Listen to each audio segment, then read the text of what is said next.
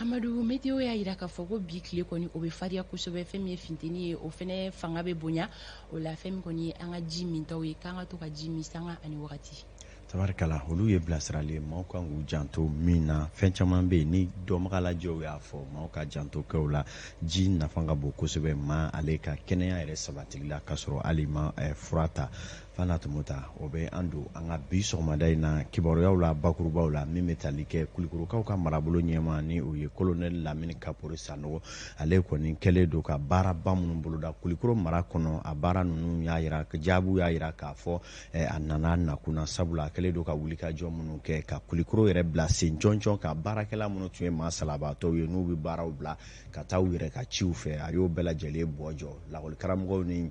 kɛnɛya tigilamɔgɔw ka sarako gɛlɛya min tun bɛ a sera k'o bɛɛ lajɛlen ba kalo 2 kɔnɔ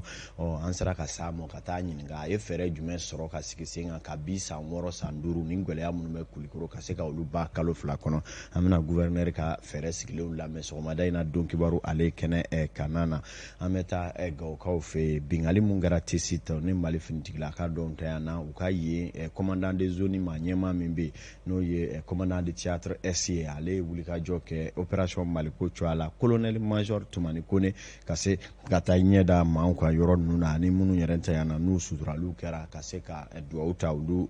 ka so labanw kan an bɛna ale fana ka hakilinaw dɔw di bi sɔgɔmada in na don kibaru kɔnɔ politique ko bangun kan Modibo Sidibe parti fare an ka wuli tun bɛ yan foli la karido min ye u ka ni ɲinan san politique baaraw kundonni na n'o ye rentrée politique ye an bɛna o fana lamɛn sɔgɔmada in na don kibaru kɔnɔ RPM o waati kelen na ale fana tun bɛ Mopti Bokari Tereta n'a ka jamakulu waasa ka se ka taa politique baara dɔw sigi sen kan ninnu ye bakurubaw ye bi minnu bɛɛ lajɛlen bɛna salo ka bila transporteur olu ka baaraw kɔni grève wulili ko kan sɔgɔmada in na a y'aw bisimila bi sɔgɔmada in na don kibaru kura kɛnɛ sigira aw ye bi ye araba ye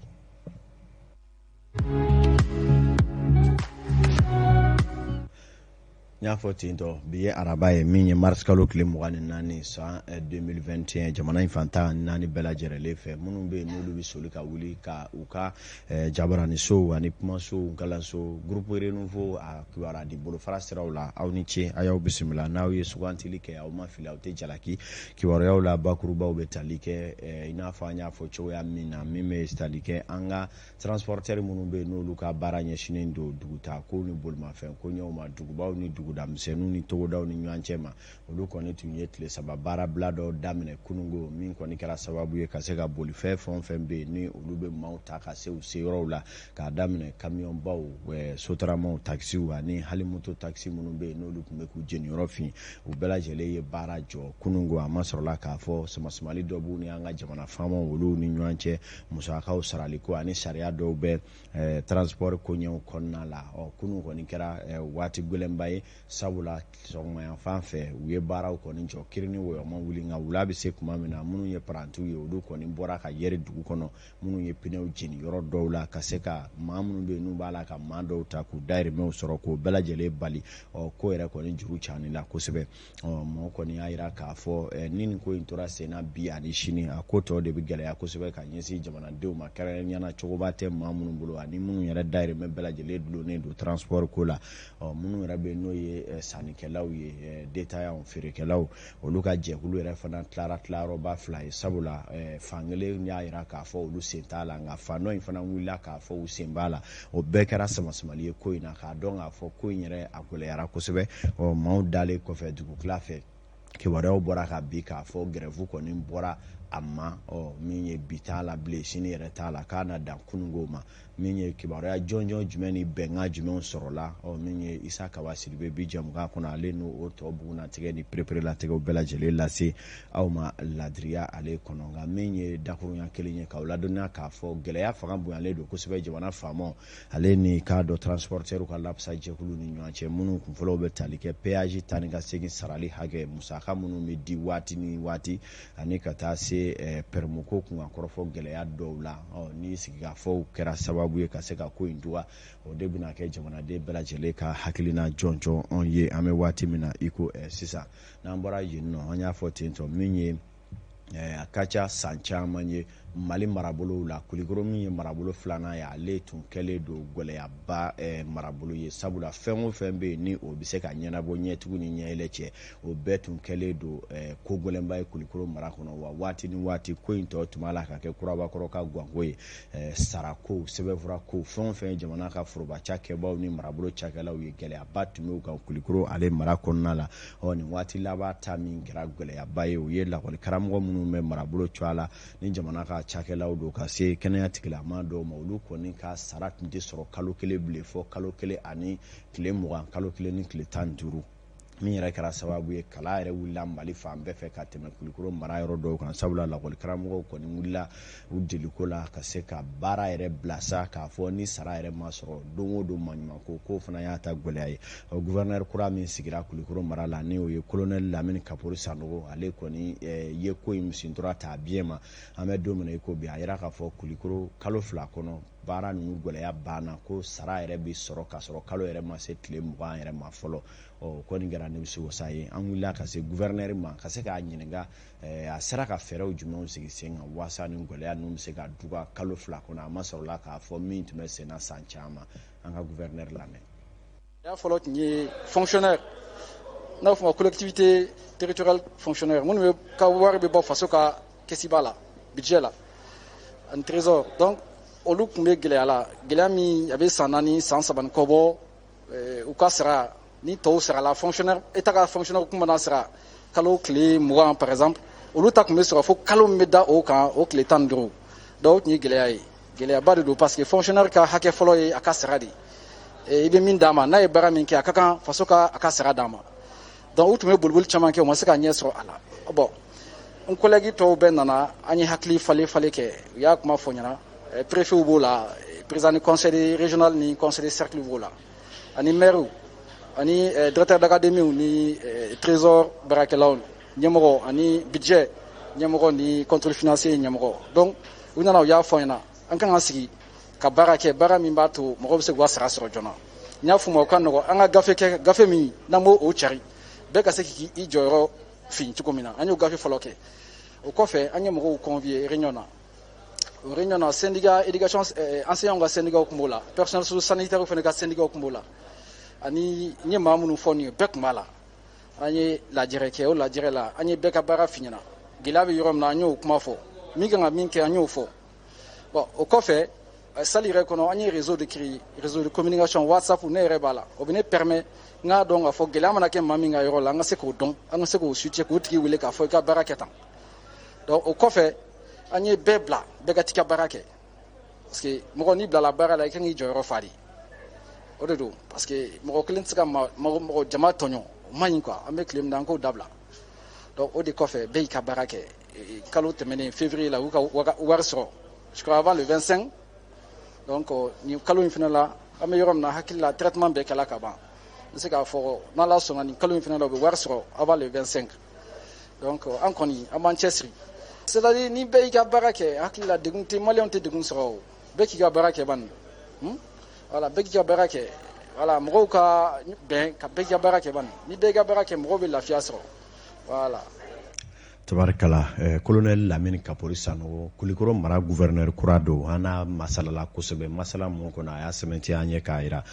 kuma caman man di ale ye fɛn min ka di ale ye o ye i bilara baara min na ni jamana b'i sara o kama i k'o kɛ o kama min ye maa minnu bɛ hali laadala olu tun bɛ baara bila kabi midi walima 13h ka boli ka bɔ Kulikoro ka n'u da Bamakɔ a bɛ nɛgɛjuru ci u bɛɛ ma k'a fɔ ni baara jigin heure ma se u ka segin joona u ka t'u ka baara kɛ jamana bɛ bolo min kan an tɛ tulonkɛ bolo kan maaw k'u ka baara kɛ waasa jamanadenw mako bɛ fɛn mun na olu ka ɲɛ sɔrɔ min ye kalo 2 kɔnɔ gouverneur sera ka wulikajɔ minnu kɛ ka ni gɛlɛya ninnu duga minnu bɛ senna kabi san caman olu kɔni filɛ ka wele bila marabolo tɔw gouverneur fana ma hali bi minnu bɛ cɛsiri la u ka dɔ fara kan minnu yɛrɛ bɛ yen ni olu fana bɛ ten ka gɔlɛya to marabolo kɔnɔ u t'a la ka fɛn kɛ u ka wuli k'u jɔ u cɛ jɔyɔrɔ la waasa jamanaden ye danaya da jamana faamaw ka fɛn minnu kama u bɛ se k'o kɛ o fana kana k'a ta sama-samali wɛrɛ ye bilen nin waati na kibaruyaw kɔnɔna la an y'a fɔ ten tɔ min ye waati tɛmɛnenw na kɛrɛnkɛrɛnnenya nin kalo tile 15 bingali dɔ kɛra an ka finitigilakaw kan maa 33 olu bunana u ni la ka dɔw jogin min ye tesitikaw olu fɛ yen nɔ kama commandant min filɛ théâtre S opération Maliko kɛlɛbolo kunna ale yɛrɛ n'o ye colonel major Tumani Kone ale ye jamakulu dɔ fara a yɛrɛ kan ka taa nin yɔrɔ kofɔta ninnu na ka taa foli kɛ cɛden minnu bɛ ka dugawu dɔw yɛrɛ fana kɛ minnu tanyana olu yɛrɛ ka so labanw na ko in sɛbɛkɔrɔ kanuna kosɛbɛ finitigilakaw fɛ hali bi u y'a jira k'a fɔ nin bɛɛ b'u tɔ la ɲagari u ka jamana lakanani ale baara bolo fɛɛrɛw la min ye k'a dɔn kɛlɛ dangu ka fɛn caman b'a kɔnɔ bingaliw b'a la ɲɔgɔn senkɔrɔ ma cɛw ni jugu kɔni bɛ ɲɔgɔn na fɛɛrɛ bolow bɛɛ lajɛlen bɛ se ka na waati bɛɛ lajɛlen ka ni maa senkɔrɔ fura la i ka se k'i ba ma hali bi i ka jɔ i sen fila kan k'o kɔni ye fɛn ye Mali finitigilakaw ka wulikajɔ ye fɛn minnu ye an bɛ don min na i ko bi layidukan minnu dira o ye k'a fɔ maa minnu bɛ yen n'olu bɛ jamana kunna nin waati na wulikajɔ na to sen na hali bi waasa Mali finitigilakaw mago bɛ minɛ ni hakilina jɔnjɔn ni kɛlɛ ni mugu ni kisɛ dɔɔni fɛɛrɛw la olu ka se ka to bɛrɛ la hali bi u ka bila la sigidaladen bɛɛ lajɛlen kelen kelen ni bolofɛ bɛ se ka lakana Mali ka kelenya danbe ye ni Mali yɛrɛ ka dugukolo fiyɛfiyɛ bɛɛ lajɛlen bɛ se ka lakana hali sibiriya kelen kana ta o la ka to jugu olu bolo n'an bɔra yen nɔ politiki bangun kan FAR an ka wuli force alternative pour le renouveau et l'émergence o ye FAR an ka wuli tɔ min ɲɛmaa ye Modibo Sidibe ye karido olu n'u ka tɔ a lapasajɛkulu ani maa ye tɔ kadiribaw ye u bɛɛ bisimilala yanfolakaw fɛ Wasulu mara kɔnɔ waasa ka se ka taa ɲinan politiki baaraw kundoni n'o ye rentrée politique ye ale sigi sen kan na ko in kɛra ko sabatilenya a ma sɔrɔla k'a fɔ tɔ ka ɲɛnamayali ani tɔ yɛrɛ fɛn o fɛn b'a ko kan ani hakilina kuraw ye fɛn mun ye u y'u nɛ don ninnu bɛɛ lajɛlen la ni ka a fɛsɛfɛsɛ Renouveau télé tun bɛ ko in kɛnɛ kan na min sɔrɔla yanfoli la an k'a lajɛ. FAR an ka wuli ka ni politiki baaraw kundoni Wasulu mara kɔnɔ a hakilina baw bolila tɔ la ɲɛnamayali bɛ kisa jumɛn na bi u ka hakilinaw jamana kɔnɔ ko kan fɔ ka taa se don n'a nataw la wulikajɔba jumɛnw bɛna kɛ olu ni a ɲɔgɔnna caman. Ni ala jɛn'a ma élection kan ka kɛ an bɛ o labɛnw de la o labɛn o daminɛ min na o ka parti sinsin k'a ɲɛnamaya ka ni kura dɔ k'a kuraya. Diridu an ka danayamɔgɔba don jamana in kɔnɔ o de to an bɛ fɛ Modibo Sidibe ka sigi fanga na. Hakilinabaw jumɛn nana ni Wasulu sugantili ye rentrée politique kɔnɔ tɔ ɲɛmaaba Modibo Sidibe bɛ ɲɛfɔli k'an ye. Foliya y'a jira k'a fɔ section ye baara kɛ ɲɛfɔlilakaw fana jɛra ni FAR ye parce que ni miiri b'a la kabini halaka hinɛ la Mali ka tuma na u ye bois min di Mali ma ne yɛrɛ ka première élection na élection 2013 u y'an kɛ premier ye yan candidat bɛ ɲɛ qui est deuxième ye dɔnni na et chaque fois n'an taara législative la yan nɔ an ka liste FAR de bɛ yen tɔw bɛ alliance de kɛ an bɛ taa fo deuxième tour la. Président Modibo Sidibe da sera majɛ minnu bɛ jamanajɔ taacogo ɲumanw na bi ani ka fɛɛrɛ jɔnjɔnw ɲɛfɔ ni janto kɛra mun na Mali ka badabada yiriwa ani lafiya o bɛ sabati. An tun bɛ dankan dɔ la an ye ko bɛ kɛ pour que an ka bɔ dankan kan transition ni ko cɛmancɛ faga a kan kana se danga min kan danga min ye Malikura danga ye ka Malikura danga a bɛ ɲini a bɛ labɛn a bɛ jɔ de a tɛ jɔ mɔgɔ si kɔ a tɛ ɲini mɔgɔ si kɔ fo k'a bɛ jɔ ten de. K'an bɛ mun kɔnɔ bi an gɛlɛyalen bɛ dɛ ta fanga bɛ yen an y'an tɛ taa sira la kuntilenna jumɛn bɛ yen ni faamuyali b'o la boloda jumɛn bɛ yen n'an b'a dɔn k'a fɔ o ye boloda ye min bɛ se ka jamanadenw hakili sigi ka dɔn k'a fɔ ko bɛ sen na donc an k'a dɔn k'a fɔ n'an ma sigi k'an sigi ka kuma n'an ye ko bɛɛ ko waati ka surun a laban a bɛ gɛlɛya an bolo dɛ. FAR an ka wuli ka nin rentrée politique kɛra fɛn sabatilenba ye wa ko tɔ bɛɛ lajɛlen kɔ a kɛra la ni Wasolo a n'a lamini seko ni dɔnko sɔrɔfɛ kɔnɔw ye.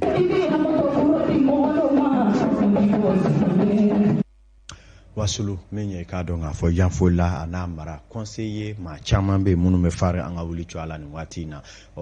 min ye wasulukaw ko bɛ min nɔfɛ bi o ye fɛɛrɛ bɛɛ lajɛlen ka kɛ sigikafɔ kuraw ka kɛ waasa u k'a lajɛ wasulu ka den dɔ yɛrɛ fana bɛ se ka fanga sɔrɔ cogo min na waasa u ka mako don wasulu kurukara bɛɛ ani jamana marabolo tɔw kurukara bɛɛ la jɛlen na kama ko u bɛ sigikafɔw kɛ politique ko a ka kɛ moribo ko ye ko a kana kɛ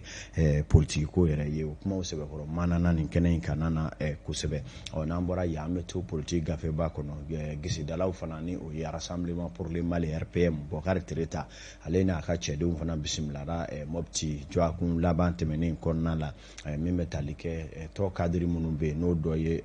Abinu Tembe o dɔ fana ye k'a dɔn k'a fɔ Babɛri Gano fɔ ka taa se secrétaire politique Bouakar Touré ani l'honorable Jalil Mansour Haidara Segukaw fɛ nin bɛɛ lajɛlen tun ye RPM tɔninw ye minnu tugura dɔgɔtɔrɔ Bokar Tereta kɔ ka taa Moptikaw fɛ kɛrɛnkɛrɛnnen ɲana maa minnu bɛ n'o ye tɔ maa minnu bɛ yen marabolo yɛrɛ bɛɛ lajɛlen kunna ka se ka taa olu fana ka baara dɔw n'o ye politique baara dɔw olu ɲɛmaaya ni ka kɛ o seere ye Musa Traoré ale ye Renouveau ka lasigiden ye an y'an wakulu don ale la a k'a bɛɛ sa don a ko kɛra cogo di an k'a lajɛ. Binakun kan fɛn min RPM ye parti rassemblement pour le Mali olu ka ɲɔgɔn lajɛba kɛ ɲɔgɔn lajɛba min kɔnɔ u y'a yira k'a fɔ ko fɛn bɛ RPM ye a ka kɛnɛ Mopti marabolo kɔnɔ wa a la ɲɛnamayalen don Bokari Tereta ni ale RPM ɲɛmɔgɔ ye ale sereyala o kan a tilala k'a yira k'a fɔ kun min b'u ka ɲɔgɔn lajɛba in na o de ka se ka na tɔndenw kuma ɲɔgɔnya wagati min ka gɛlɛn kosɛbɛ politique ko nasira fɛ an ka jamana kɔnɔ an nana sɔrɔ parti jɔlen don gujuguju hakili a yɛrɛ bɛ se ka dɛmɛ k'o fɔ en tout cas ne kɔni nimisi wasara ani minnu nana ɲɔgɔn fɛ délégation na o nimisi wasara et puis an ɲɛma minnu bɛ yen an b'u fo dan t'a la hali bi ka ɲini u fɛ adamaden ko de don i mana fɛn kɛ a mana fɔ k'a ka ɲi cogo o cogo i kan k'a fɔ n bɛ se ka dɔ kɛ ka fara a kan. parti tɔndenw ka hakilinata ni o laseli kɛra fédération des sections ɲɛmaa fɛ ni o ye Beliko Samasegu ye ka fara secrétaire général kan ni o ye Babɛri Gano ye olu ka hakilinata di k'a jira k'a fɔ nin ɲɔgɔn kunbɛn min filɛ nin n'a kɛra Mopti a nafa ka bon kosɛbɛ parti yɛrɛ ka hakilinata n'a ka baara bolodaliw na. bon hakilinata kumaba ye bɛna boli fɛn mun kan o ye fɔlɔfɔlɔ ye aw b'a dɔn coup d'état kelen don transition de bɛ yen an bɛɛ ka dugawu kɛ ala ka transition tɛmɛ hɛrɛ la bon n'o banna élection mun bɛna kɛ an bɛ fɛ k'a dɔn yala an ka parti bɛna candidat bɔ wa a t'a bɔ wajibi an minnu bɛ yan an k'a dɔn parti bɛ candidat bɔ a t'a bɔ pour que an fana ka se ka an labɛn o kɔnɔna na. an ko an bɛna bɔ an badenw ye an bɛna bɔ an ka tɔndenw ye an bɛna u lajɛ k'u fo u ka nin u bɛ gɛlɛya min kɔnɔ ka a yir'u la k'a fɔ an ma ɲin'u kɔ u kɔntannen ni anw yɛrɛ et puis layidu b'u da layidu kan b'u da an ye min sɔrɔ u b'an jigi fa. RPM ka nin ɲɔgɔn kunbɛnba min filɛ nin ni a kɛra Mopti parti ɲɛmɔgɔ olu selen dugu kɔnɔ u taara foli kɛ dugu ɲɛmɔgɔw la ani maaba wɛrɛw ka baara yɛrɛ bɛɛ lajɛlen kuncɛ fɛn min Bokari Tereta ni ale ye parti ɲɛmɔgɔ ye ale y'a kanbɔ a ka tɔndenw ma ni o ye RPM tɔndenw ye Mopti ani jamana fan tɔw fɛ k'a fɔ u ka wulikajɔ sinsin fɛn min b'a to u bɛ se ka labɛnw sabati ka bɛn ni kalafili nataw ye don kofɔlenw na. tabarikala an bɛ ka to ɲini aw fɛ ja ninnu dɔw finna dɔɔnin nka o t'a la baasi ye saga 41 o bɛ nɛgɛ ɲɛ 7 kan nin waati in na maa minnu bɛ yen n'olu y'an kanubaw ye min ye katikaw ka domaine na Samba Sankare fulakɛ chef BR don an b'a n'a ka gardiw ni secrétaire ka foli kɛ jɛmukan in kanubaw don o waati kelen b'a la k'a fɔ o bɛ Haruna Jara préfet ale ka montre la Kati dugutigilakaw ka denbaya la nin waati kelen b'a la k'a fɔ a b'an ka politique bangun maa caman ministère de la défense ministère de la sécurité CNT colonel Maliki Diaw ale n'a ka maaw bɛɛ lajɛlen jɛmukan in kanubaw don fo ka se kuluba minnu yɛrɛ fana ma filɛ an ka bureau kɔnɔna la k'a yira an na an n'u ŋaniya bɛ ɲɔgɔn fɛ saga n'a ka waati laɲini ye kelen ye jamana mara cogo ka ɲɛ k'u se bɔ jamana ka nafolo dunni na jamana ka nafolo buruja jamanadenw tɛ fɛn sɔrɔ a la an tɛna maa si dɛmɛ o baara la n b'a fɛ sɔrɔ min bɛ kɛ jamana kɔnɔ a ka kɛ bɛɛ lajɛlen ka hakɛw ka dafa ko kɔnɔ mun ni mun ka kɛ o ka sɔrɔ maa kelen k'i da nafolo kan k'a dun fɛn tɛ bɔ a la o ka dabila jamana in kɔnɔ ten sa o tuma bandaw n'a ka jamakulu n'u bɛ min kɛ o la u k'o wuli ka jɔw kɛ f'a na tun b'o ta bi sɔgɔmada in na kibaruya kunfɔlɔ olu bɛ datuguya fɔlɔ. Amadou i bɛ fo an bɛ taga ɲɛfɛ ni kunnafoniw ye halisa sisan an bɛ taga fulakɛ fan fɛ Sori Ibrahim Diallo sɔgɔmada in na a ka se ka taa ni ka segin cogoyaw ɲɛfɔ an ɲɛna taa ni ka segin bɛ cogo di an ka siraba kanaw la bi sɔgɔmada in na an ka nɛgɛ kɛrɛfɛtigi Maga Jakite Makenzi ka yamaruya kɔnɔna la sɔɔni aw ni Sori bɛ ɲɔgɔn lasɔrɔ.